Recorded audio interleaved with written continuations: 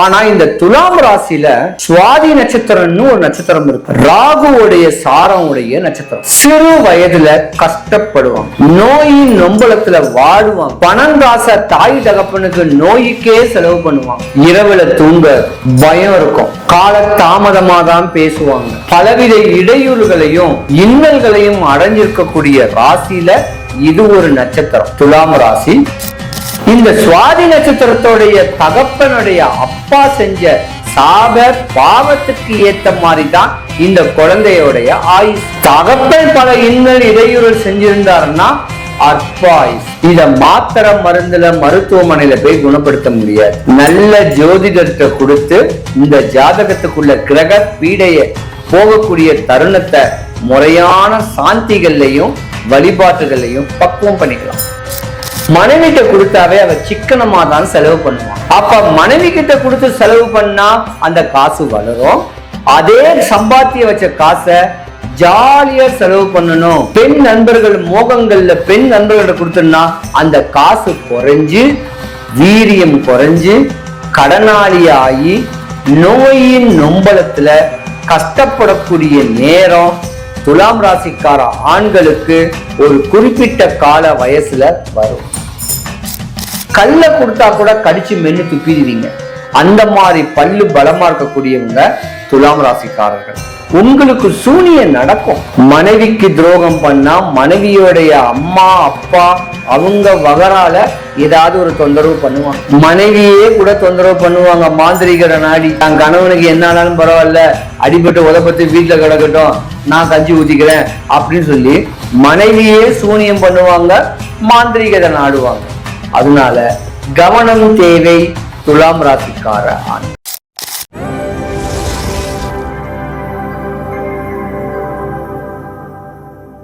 பொதுவா துலாம் ராசி ஒரு ஆண் ராசி. துலாம் ராசி ஒரு நீதிமான், படிச்ச பண்புள்ள ஒரு ஜாதகம். MBA நிறைய பேர் படிப்பாங்க, அட்வொகேட் நிறைய பேர் இருப்பாங்க, டாக்டர்ஸ் நிறைய இருப்பாங்க, அரசு சம்பந்தப்பட்ட அதிகார தோரணையான ஒரு வேலையில ஆணும் பெண்ணும் இருப்பாங்க. ஆனா இந்த துலாம் ராசியில சுவாதி நட்சத்திரம்னு ஒரு நட்சத்திரம் இருக்கு. ராகுவோடைய சாரம் உடைய நட்சத்திரம். சிறு வயதுல கஷ்டப்படுவாங்க, நோயின் நொம்பலத்துல வாடுவாங்க, பணம் காச தாய் தகப்பனுக்கு நோய்க்கே செலவு பண்ணுவாங்க, இரவுல தூங்காது பயம் இருக்கும், கால தாமதமா தான் பேசுவாங்க, பலவித இடையூறுகளையும் இன்னல்களையும் அடைஞ்சிருக்கக்கூடிய ராசியில இது ஒரு நட்சத்திரம் துலாம் ராசி சுவாதி நட்சத்திரம். இந்த சுவாதி நட்சத்திரத்தோடைய தகப்பனுடைய அப்பா செஞ்ச சாப பாவத்துக்கு ஏத்த மாதிரி தான் இந்த குழந்தையோடைய ஆயுஷ். தகப்பன் பல இன்னல் இடையூறு செஞ்சிருந்தாருன்னா அற்பாயுஷ். இத மாத்திரை மருந்துல மருத்துவமனையில போய் குணப்படுத்த முடியாது. நல்ல ஜோதிடத்தை கொடுத்து இந்த ஜாதகத்துக்குள்ள கிரக பீடைய போகக்கூடிய தருணத்தை முறையான சாந்திகள்லையும் வழிபாட்டுகளையும் பக்குவம் பண்ணிக்கலாம். 15 வயது ஆயிடுச்சுன்னாவே செம்ம பிரில்லியன்ட் ஆயிடும் அந்த குழந்தை, எந்த குறையும் வராது. ஆனா பெண் குழந்தைகளா இருந்தா தான் துலாம் ராசிக்காரர்ல பாவம். தாயி தகப்பனுடைய அனுகிரகத்துல நல்லா படிச்சு தாளாட்டி சீராட்டி வளர்த்த ஒரு குழந்தை கல்யாணம் பண்ணி கொடுக்கும் போது ராட்சசனுக்குத்தான் நீங்க கொடுப்பீங்க உங்க பொண்ண. துலாம் ராசியில பெண்கள் இருந்தீங்கன்னா நீங்க ஆண் ராசி. பெண் ராசிகளான கடகராசி, ரிஷபராசி, கன்னி ராசி, விருச்சிக ராசி, மகர ராசி, மீன ராசி அன்பர்களுக்கு தான் கொடுக்கணும். ஏனைய ஆண் ராசிகளுக்கு கொடுத்தீங்கன்னா உங்க பெண்ணுடைய வாழ்க்கை கோழி முட்டையாயிடும். கொஞ்ச நாள்லயே பிரிஞ்சு போயிடுவாங்க ஒரு சில ஜாதகம். கவனம் தேவை துலாம் ராசிக்கார பெண்கள். அதே போல துலாம் ராசியில உள்ள ஆண்கள் கொஞ்சம் சோக்காலின்னு சொல்லுவேன். பொதுவா உங்களுக்கு கல்யாணமே நடக்காது துலாம் ராசிக்காரர்கள். ஆனா குறிப்பிட்ட காலத்துல ஒரு வரன் வரும். அந்த வரனை கல்யாணம் பண்ணி புள்ளக்குட்டி பெத்த ஒன்னதான் உங்களுக்கு அடுத்த ஸ்டெப்பு உயர்ந்த பதவியே. அப்படி பதவி உயர்வு வர வர பணங்கள் சேர சேர மனைவிய மதிக்க மாட்டீங்க. மனைவி இருக்க பணிபுரியக்கூடிய பெண்கள் மேல சல்லாப புத்திகள் வந்து கணவன் மனைவி பிரிஞ்சிருப்பீங்க. இதுதான் துலாம் ராசிக்காரர்களுடைய தன்மை. அன்பா பண்பா பேசணும், அனுசரணையா பேசணும் சொல்லக்கூடிய ஆசைகள் மோகத்தினால இந்த கணவன் மனைவிகள் பிரிஞ்சு போயிருவீங்க. இருந்திருந்தாலும் என் கணவர் உத்தமரு, அவர் திருந்துவாரு அப்படின்னு சொல்லி உங்க மனைவி உங்க காலை பிடிச்ச பாம்பு மாதிரி இப்படி கிடப்பாங்க, மறப்போம் மன்னிப்போம் சொல்லி. ஆனா அப்பயும் அவங்க மேல ஒரு பாசங்கள் உங்களுக்கு வராது. ஒரு சில ஜாதகம் துலாம் ராசியில பெண் குழந்தைகள் உங்களுக்கு பிறந்தா மட்டும்தான் குடும்பத்து மேல ஒரு பாசம் பந்தம் இருக்கும். துலாம் ராசிக்காரர்கள் ஆண்கள் ஆண் பிள்ளைகளா பிறந்திருந்தா மனைவி மேல பாசம் இராது, புள்ள குட்டிங்க மேலையும் பாசம் இராது. பலவித எண்ணங்கள் எதிர்மறையான ஒரு பிரச்சனையிலேயே உங்க வாழ்க்கை ஓடிடும். நிறைய சம்பாதிக்கணும், ஜாலியா வெளிநாடு போகணும், கார் வாங்கணும், லக்ஸரிஸா வாழணும், 4 பேர் நம்ம கிட்ட பேசணும் பழகணும், இப்படி ஆசையிலேயே போகக்கூடிய தருணம் துலாம் ராசிக்காரர்களுக்கு உண்டு. ஐயா, நான் என்னதான் சம்பாதிச்சாலுமே என் கையில பணம் நிக்க மாட்டேங்குது ஐயா. துலாம் ராசிக்காரர்களுக்கு ஏன் பணம் நிக்க மாட்டேங்குது? ராசிக்கு அதிபதி சுக்கிர பகவான், ராசிக்கு அதி தேவதை மகாலட்சுமி. மகாலட்சுமி யாரு? உங்க மனைவி. சம்பாதிக்கிற காசை மனைவி கிட்ட கொடுத்து மனைவி மூலியமா கடனை அடைச்சிங்கன்னா இந்த காசு சஞ்சாரமா பெருகும். மனைவி கிட்ட கொடுத்தாவே அவ சிக்கனமா தான் செலவு பண்ணுவாங்க. அப்ப மனைவி கிட்ட கொடுத்து செலவு பண்ணா அந்த காசு வளரும். அதே சம்பாத்திய வச்ச காசை ஜாலியா செலவு பண்ணணும். பெண் நண்பர்கள் மோகங்கள்ல பெண் நண்பர்கள்ட்ட கொடுத்தோம்னா அந்த காசு குறைஞ்சு வீரியம் குறைஞ்சு கடனாளியாகி நோயின் நொம்பலத்துல கஷ்டப்படக்கூடிய நேரம் துலாம் ராசிக்கார ஆண்களுக்கு ஒரு குறிப்பிட்ட கால வயசுல வரும். என்னதான் சம்பாரிச்சு வீட்டுல கொடுத்தா கூட எனக்கான மரியாதை கிடைக்க மாட்டேங்குதுங்க. மரியாதையும் கேட்கறதுக்கு தன்மை என்னன்னா, நீங்க உங்க கணவன் மனைவி உங்க பிள்ளைங்களோட அனுசரிச்சு போகணும். துலாம் ராசிக்காரர்களுடைய தாய் மேல தகப்ப மேல ஆண்கள் பாசக்காரு. அப்ப தாய் தகப்பன் பேச்சை கேட்டு மனைவிக்கு துரோகம் பண்ணி மனைவிக்கு தொந்தரம் பண்ணா அந்த மகாலட்சுமியுடைய கையில காசு நிக்காம எப்படி கஷ்டப்படுவீங்க? அப்ப மனைவியும் வேணும், தாய் தகப்பனும் வேணும். 2 பேரையுமே சமமா நினைச்சு வாழ்ந்து வந்தீங்கன்னா ஒரு குறை வராது. ஐயா, எனக்கு எதிர்த்த வீட்டுல இருக்கவங்க காலையில அவங்க முகத்தை பார்த்து முடிச்சாலுமே எனக்கு ஏதாவது ஆயிடுதுங்க ஐயா. பொதுவாவே துலாம் ராசிக்காரங்க ஜாதகம் படிச்சவங்கன்னு கூட சொல்லுவேன், ஐதீகம் தெரிஞ்சவங்க கூட சொல்லுவேன். ஆனா அந்த ஐதீகத்தையே மறந்து தூங்கி எந்திரிச்சு கைய பாக்குறது, பூமியை தொடுறது, வானத்தை பாக்குறது, நல்ல சீனரி போட்டோவை பாக்குறது, இந்த மாதிரி போனா பிரகாசமா அன்னைக்கு நல்லா ட்ரெஸ் பண்ணி போனாங்கன்னா அவங்களுடைய வியாபாரம் அவங்களுடைய தொழில் மேன்மை அடையும். அவங்க வீட்டை விட்டு கிளம்பும் போது பீட மாதிரி தலைய விரிச்சு போட்டு பேன் பார்க்கக்கூடிய அமைப்புக்கு வேற ஏதாவது ஒரு சேட்டைகள் செய்யற மாதிரியான ஒரு தன்மை இருந்தா அன்னைக்கு முழுக்க நீங்க கஷ்டம்தான் படும். இப்போ என்னோட தொழில மேம்படுறதுக்கும் என்னோட கண் திருஷ்டிகள் நீங்கி போறதுக்கும் சுபகாரியங்கள் நடப்பதற்கும் எந்த மாதிரியான பரிகாரங்கள் எந்த மாதிரியான வழிமுறைகள் செஞ்சா நல்லா இருக்கும்? பொதுவாவே துலாம் ராசிக்காரர்கள்ல 70% ஆன்மீக ஈடுபாட்டுல கல்யாணம் ஆனவன்ன ஈடுபாடே வச்சிருக்க மாட்டீங்க. ஒரு 40 வயசு 45 வயசு வரைக்கும். அந்த 40 வயசு 45 வயசுக்கு மேலத்தான் கோயில் தர்மகர்த்தாவா ஆகணும்னு ஆசை வரும், கோயிலுக்கு டொனேஷன் பண்ணணும்னு ஆசை வரும். ஆன்மீக ஈடுபாடுகளே உங்களுக்கு வரக்கூடிய தருணம் 45 வயதுக்கு மேலத்தான்.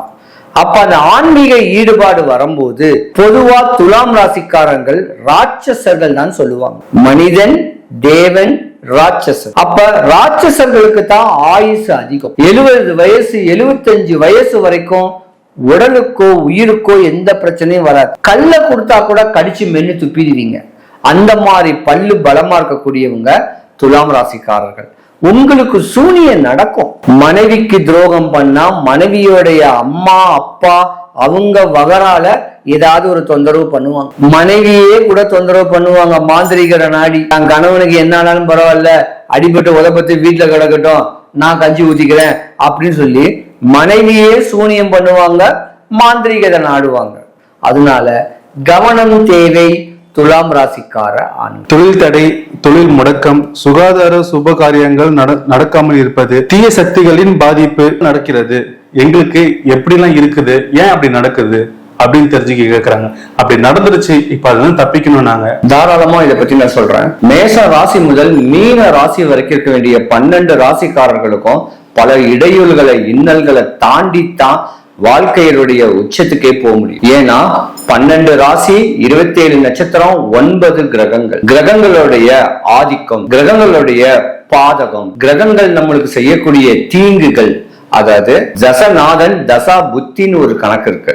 ஒரு உதாரணத்துக்கு சூரிய தசை நடந்துகிட்டு இருக்கும் போது, தசாநாதன் சூரிய தசை நடக்கும் போது புத்தி ராகு மகாதசையோ கேது மகாதசையோ சனி மகாதசையோ இந்த மாதிரி அந்த கிரகத்துக்கு ஆப்போசிட்டான ஒரு கிரகங்களுடைய சாதகம், அதாவது கிரகங்களுடைய தன்மை நடந்துகிட்டு இருந்துச்சுன்னா, தசா புத்தி நடந்துகிட்டு இருந்தா உங்களுக்கு இடையூறு வரும். எல்லா ராசிகளுக்கும் வராது, எல்லா நேரமும் வராது. நோய் வரும், கடன் வரும், வீட்டுக்குள்ள ஒரே சண்டைகள் வரும், வீட்டுல இருக்கிற எண்ணெய் பாட்டில் உடையும், கதவு உடையும். இந்த மாதிரியான துர்பிரச்சனைகள் எல்லாமே உங்களுக்கு ஒரு ரியாக்ஷனா காட்டும். உங்களுக்கு நாளைக்கு நடக்க போறத இன்னைக்கு முன் உதாரணமா காமிச்சு கொடுக்கும். இந்த மாதிரியான இடையூறுகள் வரும்போதுதான் நம்ம போய் சாமியை போய் வேண்டுவோம். அது நம்மளுக்கு பிடிச்ச சாமி. நம்ம தமிழ்நாட்டுல நம்ம தமிழர்கள்ல ஏகப்பட்ட சாமிகள் இருந்திருந்தா கூட குலதெய்வம்னு ஒரு தெய்வம் இருக்கும். எனக்கும் ஒரு குலதெய்வம் இருக்கும், உங்களுக்கும் ஒரு குலதெய்வம் இருக்கும். அந்த குலதெய்வத்தையும் உங்க வீட்டுக்கு அருகாமையில் இருக்க வேண்டிய ஒரு விநாயகர் கோயிலோ முருகன் கோவிலோ அம்மன் கோயிலையோ முறையான வழிபாடுகள் ஒரு 11 வாரம் இல்ல 48 நாட்கள் அந்த கோயில்களுக்கு போய் சாமி கும்பிட்டுட்டு வந்தாலே போதும். உங்க நோய் போச்சு, உங்க கடன் போச்சு, உங்க கஷ்டம் போச்சு. எதிரிகள் விடக்கூடிய ஏவல் ஒரு கட்ட கால வயசுக்கு மேலதான் அந்த ஏவலே பலிக்கும். உடனே சின்ன வயசுலயே பலிக்காது. ஒரு 30 வயசு தாண்டி 50 வயசுக்குள்ளதான் உங்களுக்கு அந்த ஏவலே பிரச்சனை இருக்கும்.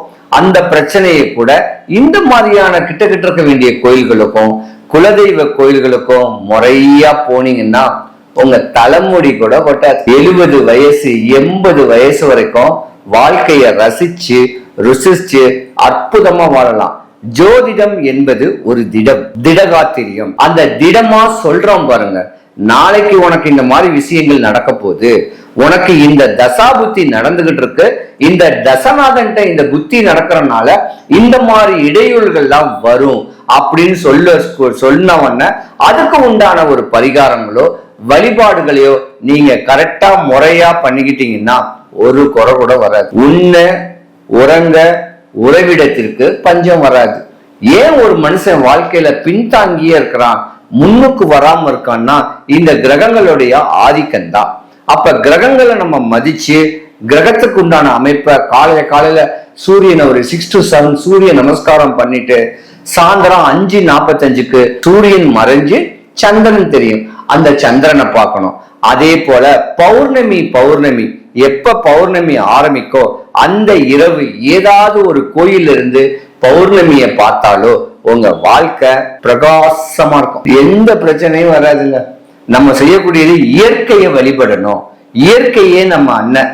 இப்ப ஒரு உதாரணத்துக்கு நான் சொல்றேன், இந்த 10 விரல் இருக்கு, இங்கிலீஷ்ல ஒரு வேர்ட்ஸ் இருக்கு, a man has the best friend has his 10 fingers only. இந்த 10 விரல்களும் நம்ம நண்பர்கள். ஏன்னா இந்த விரல் பேர் புதன், இது சூரியன், இது சனி, இது குரு, இது சுக்கிரன், இது சந்திரன், இது செவ்வாய். அப்ப இந்த 10 பேர்களும் நம்மளுடைய உள்ள அடக்கி இருக்கு. சூரியன் கேட்கும் போது நம்ம அப்பா, சந்திரன் சொல்லக்கூடியது நம்ம அம்மா, நம்மளுடைய மாமியார். சூரியன்னா மாமனாரையும் குறிக்கும், செவ்வாய்னா அண்ணன் அங்காளி பங்காளி அக்கா தங்கச்சி, சனீஸ்வர பகவான்னா உங்களுக்கு வேலையாட்கள், உங்க வீட்டுக்கு பிளம்பரு, உங்க வீட்டுக்கு பெயிண்ட் அடிக்கிறவரு, உங்களுக்கு ஹெல்ப்ஃபுல்லா இருக்க வேண்டியவர் தான் சனீஸ்வர பகவான். குரு பகவான் உங்க குழந்தை, உங்களுடைய ஆசிரியர். சுக்கிரன் உங்களுடைய காதலி, உங்களுடைய மனைவி, இந்த மாதிரியான ஒரு தன்மையை குறிக்கும். இவங்களை எல்லாத்தையும் முறையா வழிபட்டுக்கிட்டு கிரகத்துக்கு உண்டான சாந்தி கொடுத்துட்டு வந்தீங்கன்னாவே உங்க வாழ்க்கை பிரகாசம் தான் ஐயா, எந்த குறையும் வராது. நான் வரக்கூடிய அடுத்த மாசம் 13ஆம் தேதி மலேசியா வரேன். ஒரு 11 நாள் அங்க வரேன். உங்க வீட்டுல எதுவும் பிரச்சனைகளா, இன்னல் இடையூறுகளா, உடல் நல குறைவா, மனசோர்வா, பணசோர்வா, ஏதாவது ஒரு ஏவல்னால இன்னல்கள் துன்பங்கள் பண்ணிருக்காங்களா, அதை சரி பண்றதுக்கு என்னால முடியும், சின்ன வழிபாட்டுனால முடியும். சென்னையில என்ன மீட் பண்ணணும்னா சென்னை தாம்பரம், அதாவது KGF கருப்புசாமின்னு கேட்டு கூகுள் மேப்ல டைப் பண்ணீங்கன்னா என்னுடைய அட்ரஸ் வரும். போன் பண்ணிட்டு வந்தா பெஸ்ட், இல்லைன்னா போன் பண்ணி கன்ஃபார்ம் பண்ணிட்டு வாங்க. எல்லாம் நிறைவாகட்டும். சுபிக்ஷம், ஐஸ்வர்யம், கடாட்சியம் கிடைக்க எம்பெருமான் மாடம்பாக்கம் தேனுபுரீஸ்வரர் தேனுகாம்பாளுடைய அருளாட்சி உங்களுக்கு கிடைக்க இறைவனை நான் பிரார்த்திக்கிறேன். சிவாய நம.